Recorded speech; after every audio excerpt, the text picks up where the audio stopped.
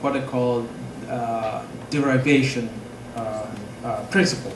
So the oil producing states now get a substantial margin of the oil resources. But that then means that corruption, opportunities for corruption have marginally jumped. So I have jumped, profoundly. So I just told you about James Ibori, who is sitting in a London jail waiting trial. So his state, Delta State, is an oil producing state.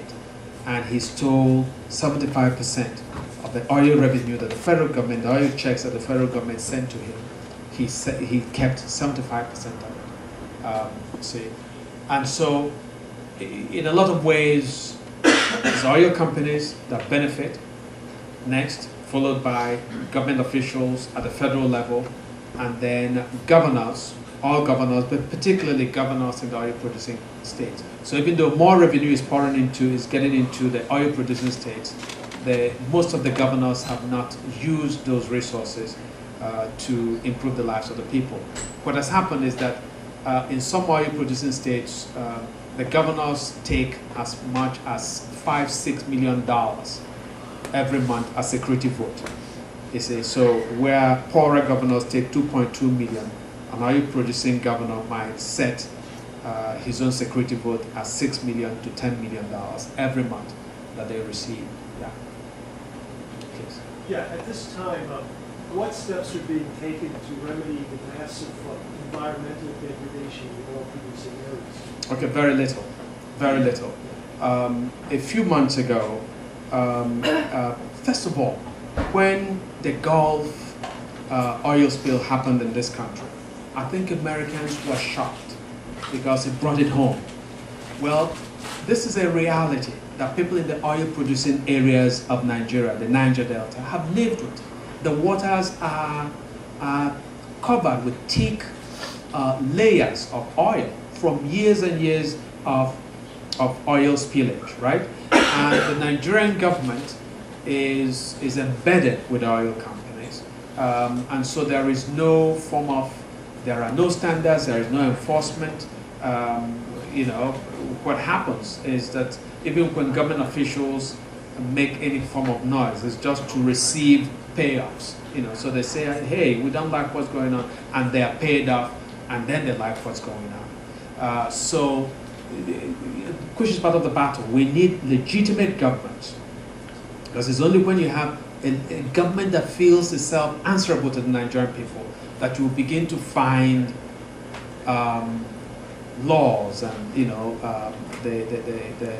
they hold into account these oil companies that have created massive environmental degradation in the oil producing areas. When you said new technologies have allowed the Nigerian government to increase its rigging of elections, which specific technologies are you talking about? Okay, not mechanized technologies. I use technologies simply as systems, right? So I described one of them, which is that the 2007 election, the corruption that happened there, the fraud that took place was manifest because foreign observers had a run of the place. And so they were able to record all these things that were going on. So in last year's election, what they did was that they told foreign observers, you can only go where we escort you because the country is unsafe. Okay? And of course, if you defy them, they could arrange for you for a few observers to be killed. So most observers want to come out of this experience alive. So you say, okay. So they give you a soldier and some policemen to take you to polling booths. At those polling booths where foreign observers go, right? They will ensure that the elections are as free or as credible as possible, right? But elsewhere, where nobody is looking, they rig, so that's why you get 99% turnout with 99% of the votes going to the ruling party, The other thing is that they now use the police and the military in a more clever way. In 2007, they allow people to come close and to use camcorders and so on to record what was going on. So you could see people stuffing things. So now they send soldiers to bar people from coming close, right? And so everything is enclosed, and so they will bring in their people, and one person will go there and stuff in 100 votes, but unseen, and so on. So they used, and then what they did also was that the corruption began to happen, the rigging began to happen at collation centers. Okay, so elections will hold, say, in this room, and they will announce the ruling party got a certain number of votes, the opposition party got a certain number of votes, and everybody signs up. Then they go to a collation center, and they times the ruling party's votes by a factor of so many, right? And then they pay, the ruling party has money, which the other parties didn't have. So they will pay the other party's agents, and people are unemployed, right? A lot of them are graduates who haven't had jobs. So they give you the equivalent of 2 months' salary if you were working. And they say, sign off that this is the record. And people take the money and sign off. So these are some of the technologies that they use to read. Yes?